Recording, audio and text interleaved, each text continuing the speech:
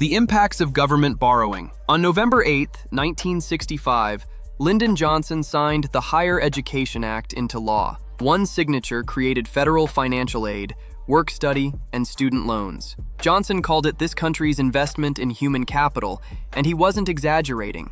Recent federal data indicate that more than 8 out of every 10 college students receive some form of financial aid to help pay for college. But here's the part nobody mentions at a signing ceremony. That money had to come from somewhere. When Washington spends more than it collects in taxes, it borrows the difference. And borrowing is never free. It pulls from the same pool of money that businesses use to build factories, that banks use to write mortgages, and that eventually shows up in the price of everything we buy from overseas. So let's follow that money. Setting the stage. Start with the basics. A government that spends more than it takes in is running a budget deficit, and it closes that gap by borrowing. Where does the borrowed money come from? There are only 3 possible sources. 1. Households inside the country can save more. 2. Private businesses can borrow less, which leaves more sitting on the table. 3. The money can come from outside the country, from foreign investors buying our bonds. That's the whole list. Economists wrap those options into an accounting statement called the National Saving and Investment Identity.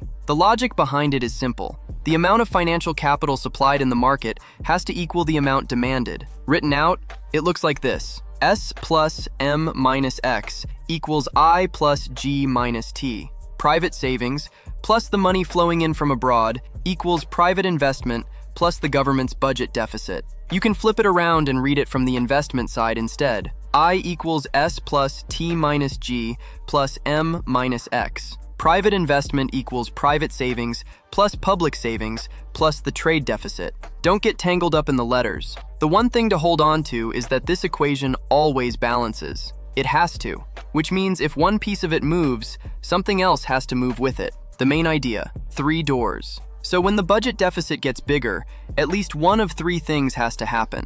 Private investment falls, private saving rises, or the trade deficit grows. Maybe some combination of all 3. There is no 4th door. Let's walk through each one. Door number 1, investment falls. Economists call this crowding out. Government borrowing soaks up the available money, and less is left for the company that wanted to buy new equipment or open a second location. The numbers here are smaller than you might think. Private investment in the US usually runs between 14 and 18% of GDP. But roughly half of that just replaces machinery that wore out or went obsolete. Only about 7 to 9% of GDP goes toward genuinely new physical capital. So a budget deficit of even 3% of GDP is big enough to push a real share of new investment out of the way. The mechanism is the interest rate. Picture the market for financial capital, with a supply curve and a demand curve. Government borrowing shifts demand to the right. In the textbook example, the interest rate moves from 5% up to 6%.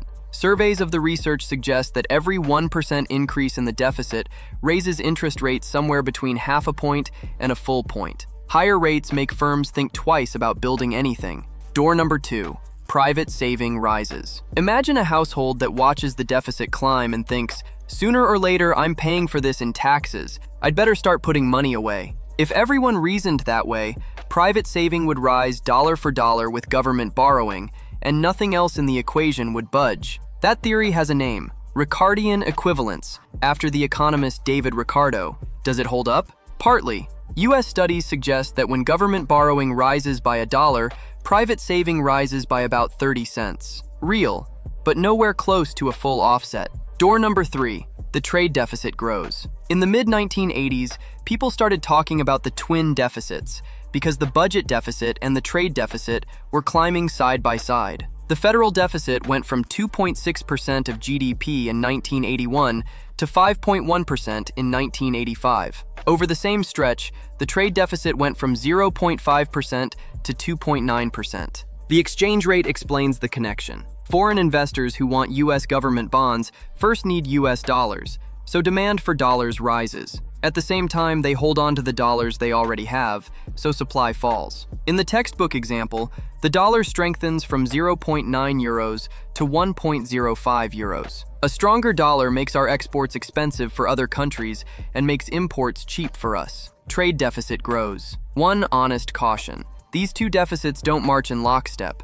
In the late 1990s, the budget swung all the way into surplus, while the trade deficit kept growing. In 2009, the budget deficit shot up, while the trade deficit shrank. As the textbook puts it, they're more like cousins than twins. When it goes wrong, and when it goes right. Now let's look at what happens when borrowing runs hot for too long. Take Turkey. Turkish banks borrowed in dollars or euros, converted that money into lira, and lent it out at home. That works fine as long as foreign investors stay put. But if those investors get spooked and start pulling money out, they're selling lira, and the lira falls. Suddenly, Turkish banks owe dollars they can no longer afford to repay. Banks fail, credit dries up, demand collapses, and the country lands in a deep recession. Turkey hit that wall in 2002. Mexico did it in 1995. Thailand and much of East Asia in 1997 and 1998. Russia in 1998. Argentina in 2002. Large government deficits help set the table in most of those cases. Think of it like a slope loaded with snow. A few falling rocks are harmless most of the time, until the day they aren't. Default is not a rare event either. Over the last century, Turkey has defaulted 4 times. Over 175 years, Brazil has defaulted 7 times.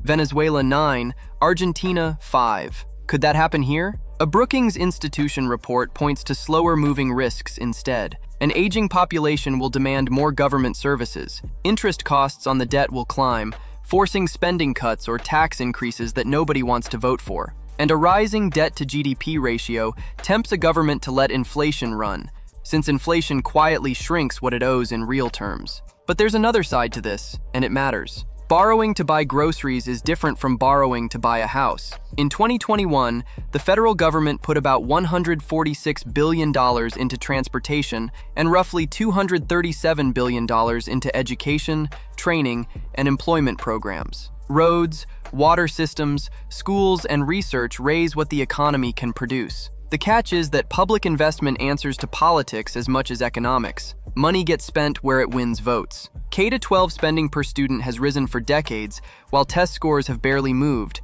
which has pushed reformers to ask whether the problem is structure rather than dollars. Federal R&D spending, around $135.5 billion in 2014, faces the same question. About a fifth of it goes to defense and space, which produces fewer everyday spin-offs than direct civilian research. Wrapping up, here's what to carry out of this. The national saving and investment identity always balances, so a bigger budget deficit forces a change somewhere else. Less private investment, more private saving, or a larger trade deficit. Crowding out is the main worry. Government borrowing pushes interest rates up and squeezes out the private investment that drives long-run growth. Ricardian equivalence says households save more to cover future taxes. Evidence says they do, but only about 30 cents on the dollar. Budget deficits and trade deficits are related through exchange rates and foreign investment, but the link is loose, not automatic. And a long run of large deficits carries real risk: inflation,